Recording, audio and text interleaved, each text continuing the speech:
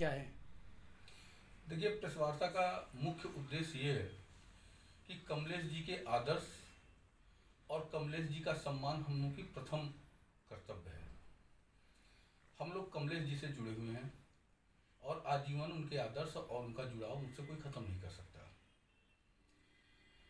Party के संयोजक पद पे आज राष्ट्रीय कार्यकारिणी के जितने भी सदस्य थे उसमें 90%, 70% से 90% के बीच बैठ करके सब लोगों ने निर्णय कि राष्ट्रीय संयोजक पद पे उनकी माता जी को हम लोग ले आए। उनकी माता जी का बलिदान, उनकी माता जी का त्याग 18 साल की उम्र में कमलेश जी को हिंदूवादी संगठन के रूप में उभार करके बहुत बड़ा योगदान हमारे समाज के लिए किया था। आज हम लोगों को भी उनके नेतृत्व की ज़रूरत है, इसलिए हम लोगों ने सर्वसम्मत से यह निर्णय लिया है कि उनको हम लोग राष्ट्रीय संयोजक बना रहे हैं सर्वसम्मत से। 26 तारीख को हम लोग जाकर के उनके आवास पे उनका सम्मान समारोह भी करेंगे। ये पूरी हम लोगों की प्रेस कॉन्फ्रेंस करने का मेन मोटो था, लोगों को बताना था कि कमलेश तिवारी के लिए उनकी जो लोग हैं वो आज भी उसी तरह से कटिबद्ध हैं। पार्टी से ये मनमुटाव को आप कैसे देखते हैं? 2022 भी नज़दीक है, तो ऐसे में क्या देखते हैं आप? पार्टी का मनमुटाव नहीं है। देखिए, पार्टी व्यक्ति से नहीं चलती, व्यक्तियों से चलती है और यहाँ व्यक्तियों की बात है। हम व्यक्ति का विरोध कर रहे हैं, पार्टी और व्यक्तियों को लेकर के साथ चल रहे हैं, बस इतना। तो ऐसे में आने वाले 2022 चुनाव कहीं आप लोगों को नुकसान तो नहीं हो सकता इसमें? निश्चित तौर पे बहुत बड़ी ताकत लोगों को आज मिली है और यह ताकत इतनी बड़ी है कि 2022 के चुनाव में हम और ज़्यादा ताकत से चुनाव लड़ेंगे। देखिए, आप इस चीज़ से अंदाज़ा लगा लीजिए कि आज राष्ट्रीय कार्यकारिणी के पूरे प्रदेश और क्या पूरे राष्ट्रीय स्तर के जो नेता थे वो जब मीटिंग में आए और जब उन्होंने कोई चीज़ वहाँ देखी और उसके बाद में सब लोग वहाँ से बैकआउट कर गए, उसमें करीब ये 90% लोग हम लोग साथ थे और पूरे दिन भर हम लोग साथ रहे, काफ़ी मंथन हुआ और उसके बाद में यही निर्णय हुआ कि 2022 का जो इलेक्शन है वो वाकई माता जी के आशीर्वाद से बहुत ही मजबूती के साथ हम लोग लड़ेंगे और पहले जो भी हुआ या जो भी कुछ नहीं हुआ, कुछ नया देखने को मिलेगा। तो जैसा कि आप लोगों का दावा हमेशा से रहता था हिंदू समाज को एकजुट करना, वैसे में हिंदू समाज पार्टी के जो रूठे हुए या नाराज कार्यकर्ता हैं उनको आप कैसे वापस अपने में लाएंगे या कैसे आगे बढ़ेंगे? वापस हो चुके हैं लोग, जैसे हरेंद्र कराना जी दिल्ली, इस तरह लगभग सारी टीमें अभी कुछ देर पहले लोग यहाँ से गए हैं।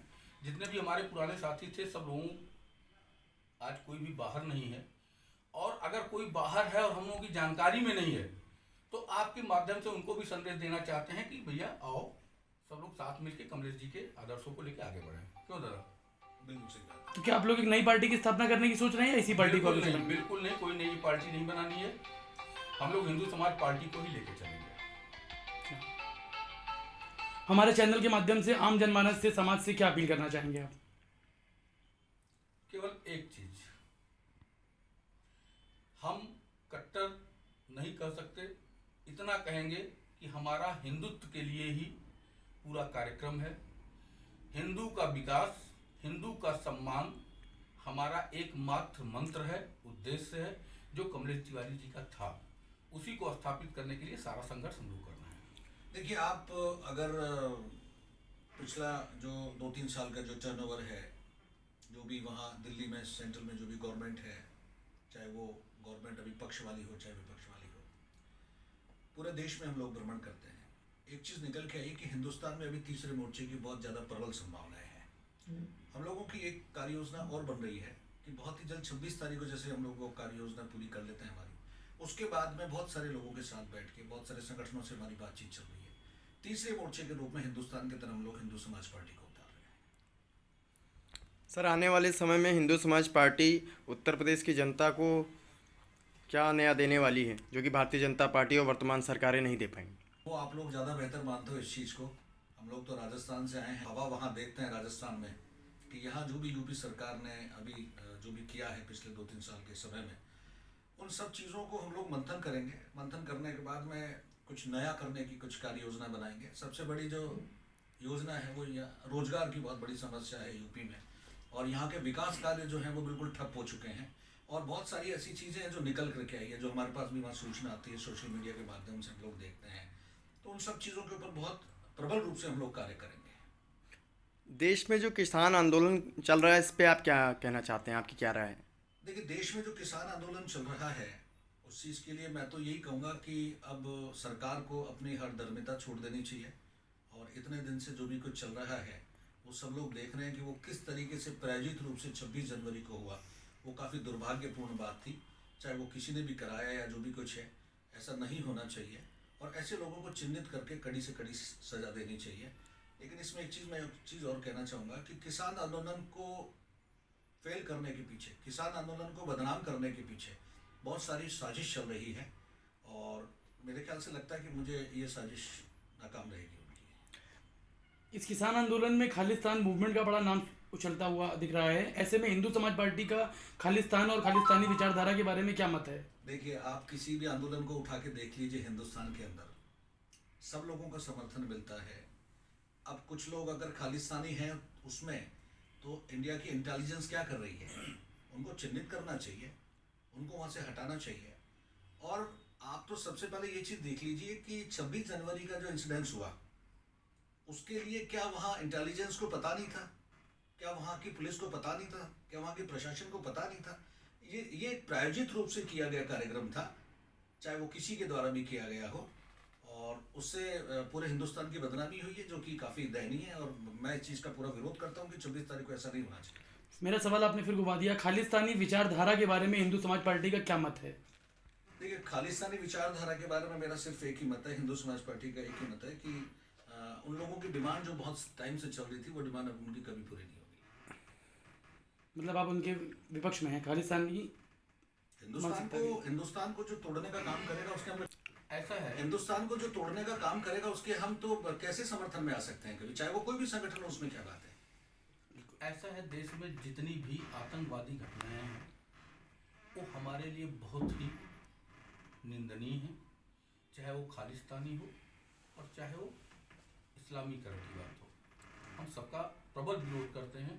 और एक चीज़ और कहना चाहते हैं, खालिस्तान का नारा अभी कुछ दिन पहले आपके स्वर्ण मंदिर में लगा था, और उसमें संख्या मुश्किल से 10, 15, 20 रही होगी, और उन लोगों को जूतों से मार करके, सर फोड़ करके यही हमारे सिख भाई सड़क पर फेंक दिए थे।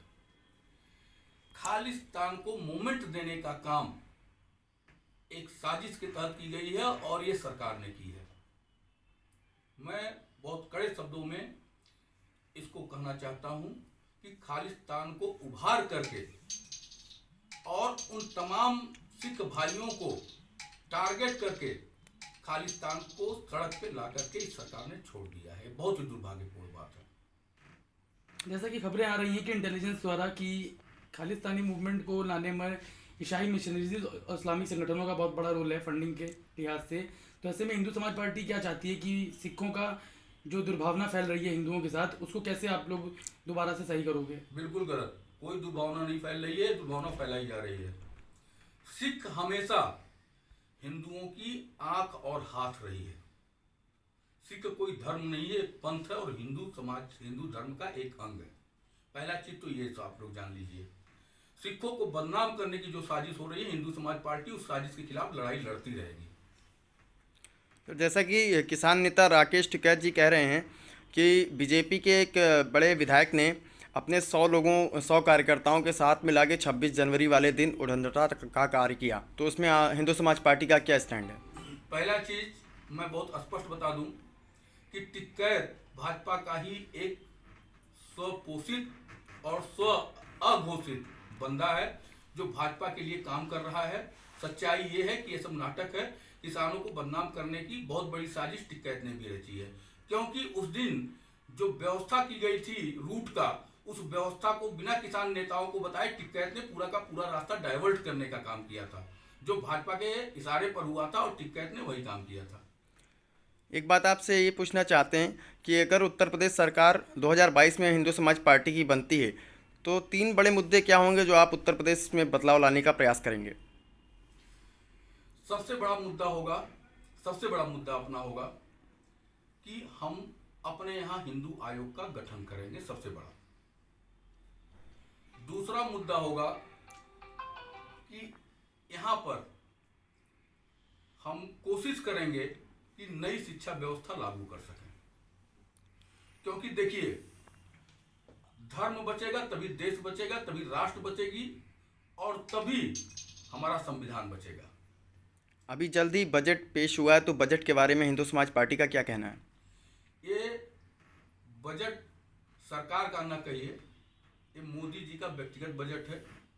इसमें सबसे बड़ी कमी तो ये है कि आम आदमी और भी ज़्यादा परेशान हो जाएगा इस बजट से। इसमें कोई इब्बत नहीं है।